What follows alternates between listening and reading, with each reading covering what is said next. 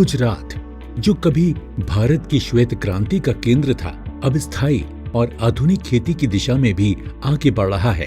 यहाँ किसानों को बेहतर फसलें उगाने, आधुनिक सिंचाई तकनीक अपनाने और नई कृषि तकनीकों के जरिए सशक्त बनाने पर जोर दिया जा रहा है। गुजरात को भारत का विकास इंजन कहा जाता है। यहाँ की खेती और इससे जुड़े क्षेत्र हर साल 9.7% की दर से बढ़ रहे हैं, जो पूरे देश की औसत 5.7% से ज्यादा है। पिछले 20 सालों में किसानों के लिए बनाई गई अच्छी नीतियों से गुजरात ने अपनी खेती को बेहतर और लाभकारी बना लिया है। प्रधानमंत्री नरेंद्र मोदी जी और मुख्यमंत्री भूपेंद्र पटेल की योजनाओं जैसे सॉइल हेल्थ कार्ड और ज्योति ग्राम योजना ने खेती को और मजबूत बनाया और सिंचाई के साधनों का विस्तार किया है। आज मारू उत्तर गुजरात एक जिल्लो टपक सिंचाई ने भरी गयो, सूक्ष्म सिंचाई ने भरी गयो, नवी तकनीक अपनावा माड्यो અને એના કારણે ઉત્તરના ગુજરાતના કિસાનોના અનેક પ્રકારના પાકની સંભાવના બની।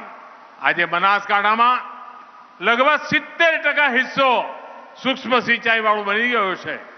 એટલું જ નહીં, આ સિંચાઈ અને નવી ટેકનોલોજીના કારણે જે મદદ મળી છે એનો લાભ આખા આપણા ગુજરાતના સૂકા ભટ્ટ વિસ્તારોને મળી રહ્યો છે। मुख्यमंत्री रहते हुए नरेंद्र मोदी जी ने कृषि महोत्सव की शुरुआत की, जिससे किसानों को नई तकनीक और विशेषज्ञों की सलाह मिलती थी। इससे खेती में उत्पादन बढ़ा और खेती में नए तरीकों को अपनाने का रास्ता खुला। 2001 के बाद से गुजरात के किसानों ने बागवानी यानी फल फूल की खेती पर ध्यान दिया, जिससे फसली क्षेत्र में 181% और उत्पादन में 326% की वृद्धि हुई। 2022 तक गुजरात में 82.91 लाख मीट्रिक टन फल उगाए जा रहे थे। यहाँ प्रमुख फसलें हैं आम, केला, संतरा, अनार और चीकू। गुजरात मसालों का भी बड़ा उत्पादक है, जैसे जीरा, सौंफ, धनिया और मिर्च। गुजरात देश का पहला राज्य है जिसने किसानों को नियंत्रित बाजारों के बाहर अपनी उपज बेचने की अनुमति दी है। सरकार खजूर और ड्रैगन फ्रूट यानी कमलम जैसी फसलों को प्रोत्साहित कर रही है, जिससे किसानों की आमदनी बढ़ रही है और खेती लाभदायक बन रही है। इरिगेशन में जो टपक प्लान है, फव्वारा प्लान है सरकार की ओर से, जिसमें बहुत सारी 30%, 40% सब्सिडी मिल रही है, उससे किसान सब फायदा भी उठा रहा है। इरिगेशन का पूरा मोदी सरकार ने जो स्कीम निकाली है बहुत बढ़िया किसान के लिए है। और साल में 6,000 रुपये अकाउंट में आते हैं छोटे खेडू के लिए, जो किस्तों में 2-2 हज़ार करके वो भी हमें मिल रहे हैं सब। गुजरात सरकार किसानों को प्राकृतिक खेती करने के लिए प्रोत्साहित कर रही है। इसमें रसायन कम उपयोग होते हैं, मिट्टी की सेहत सुधरती है और पर्यावरण का भी ख्याल रखा जाता है। डांग जिले को प्राकृतिक खेती का केंद्र बनाया गया है, जहां बाजरा जैसी पारंपरिक फसलें उगाई जाती हैं। राज्य में प्राकृतिक खेती ने प्रोत्साहन आपवानी दिशा में सरकार कटिबद्ध है।